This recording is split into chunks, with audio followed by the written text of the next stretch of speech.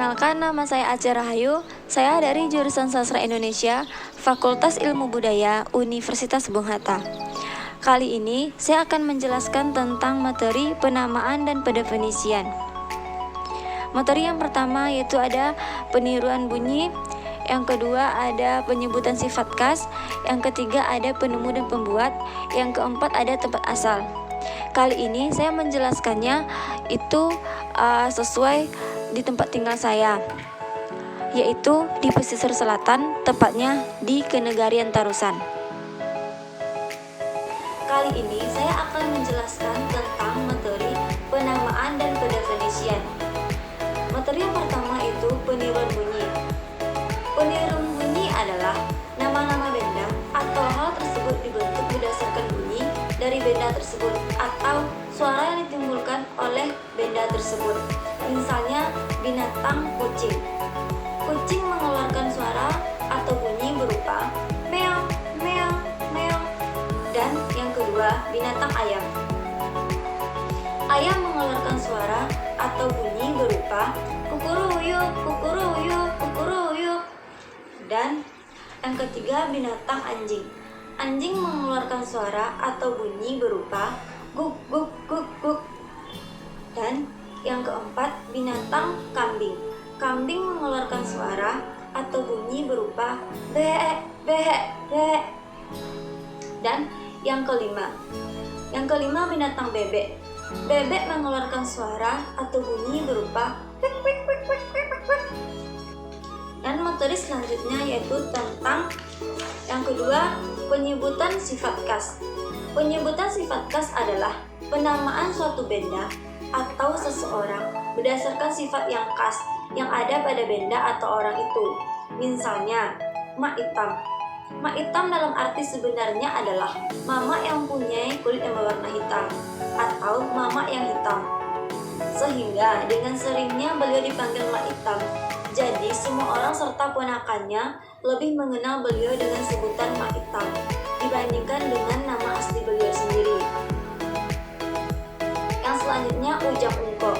Ujang ungkok ini sebenarnya memiliki nama Yuriza karena dengan sifat atau watak yang sering mengintip orang atau suka mengikuti pembicaraan orang dari dia kecil sampai besar, jadi tercetuslah nama yang diberikan atau penyebutan untuk ujang ungkok ini. Yang selanjutnya yaitu piak congok. Piak congok. Congok dalam bahasa Indonesia adalah orang yang suka meminta-minta atau orang yang rakus. Piak congok ini sebenarnya mempunyai nama Nelly karena dia sering meminta-minta kepada orang sekitarnya, jadi tercetuslah nama congok di beliau. Awalnya hanya orang terdekat mengenal beliau dengan nama Piak Congok. Lama-kelamaan semua orang memanggil beliau dengan Piak Congok sampai orang-orang tidak tahu nama asli beliau. Materi selanjutnya yaitu tentang penemu dan pembuat. Banyak nama benda dalam kosakata Indonesia yang dibuat berdasarkan nama penemunya, nama pabrik pembuatannya, atau nama dalam peristiwa sejarah. Misalnya, Pak Toke.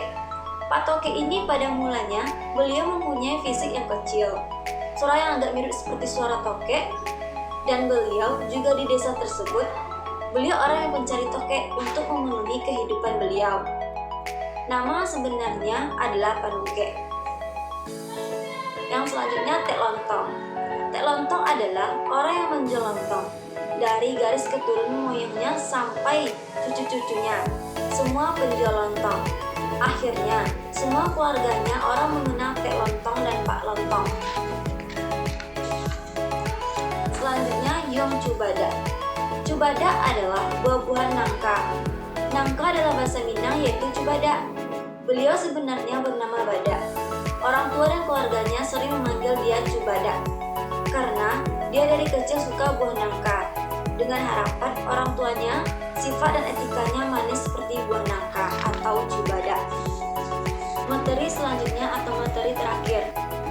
Yang keempat, tempat asal. Sejumlah nama benda dapat ditelusuri berasal dari nama tempat asal benda tersebut.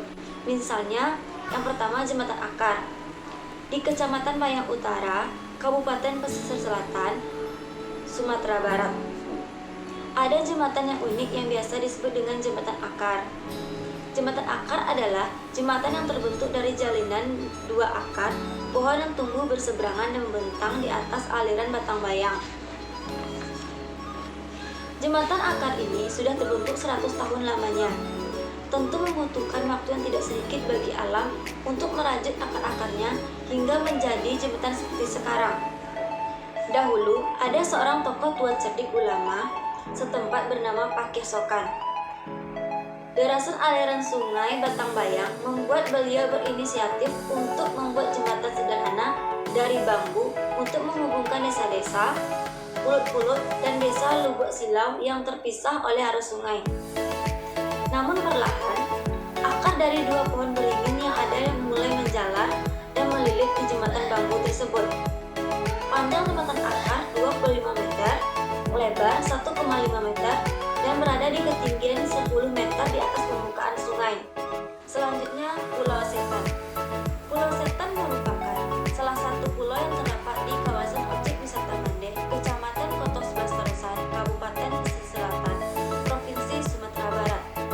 Meskipun namanya menyeramkan, namun apabila telah sampai ke pulau ini, maka justru dibuat betah dan jatuh cinta. Bayangan akan hal-hal mistis dan seram seperti namanya akan terbantahkan karena di pulau ini disajikan pemandangan yang indah dan jauh dari kesan angkor. Menurut informasi sejumlah masyarakat setempat, nama asli pulau tersebut adalah Pulau Sultan. Namun, karena kekeluhan lidah warga setempat, nama Sultan berubah jadi Setan, hingga nama yang unik menjadi ciri khas pulau tersebut. Pulau Setan menjadi salah satu surga wisata di Kabupaten Pesisir Selatan. Apalagi, secara keseluruhan objek wisata kawasan Mande memiliki gugusan kesamaan dengan pulau cantik seperti Raja Ampat di Papua Barat. Selanjutnya, Bayang Sani. Dulu pada masa penjajahan Belanda, air terjun ini kerap menjadi tempat mandi noni-noni dan mener-mener Belanda. Kawasan ini dulunya diberi nama Welkom karena disambut oleh keindahan alam yang menakjubkan dan merasa nyaman ketika mandi di sana. Masyarakat sekitar kemudian menyebut nama air terjun ini dari kata tersebut yang melesat dengan tutur lisan sehari-hari menjadi Walikum. Ada juga yang menyebut air terjun ini hingga tahun 1980-an sebagai Serasah Ikwa Kudo atau air terjun ekor kuda karena bentuknya yang mirip ekor kuda. Kemudian tahun 1980-an, nama air terjun ini berubah seiring perubahan nama daerah-daerah di Sumatera Barat, termasuk Serasah Ikwa Kudo. Air terjun ini pun diberi nama air terjun Bayang Sani sesuai nama kawasannya. Air terjun Bayang Sani ini tempatnya berada di Negari Koto Baru, Kecamatan Bayang, Kabupaten Pesisir Selatan. Selama perjalanan hamparan sawah dan pebukitan menjadi pemandangan yang akan ditemui. Tidak mengisyaratkan kawasan pesisir. Semakin ke dalam, maka semakin hijau daerahnya. Air terjun Bayang Sani memiliki air terjun sebanyak 7 tingkat dengan lokasi yang berbeda. Namun, air terjun ini yang bisa dikunjungi hanya sampai tingkatan ketiga saja, karena belum tersedia akses jalan menuju tingkat keempat sampai ke-7. Dan terima kasih. Sampai jumpa.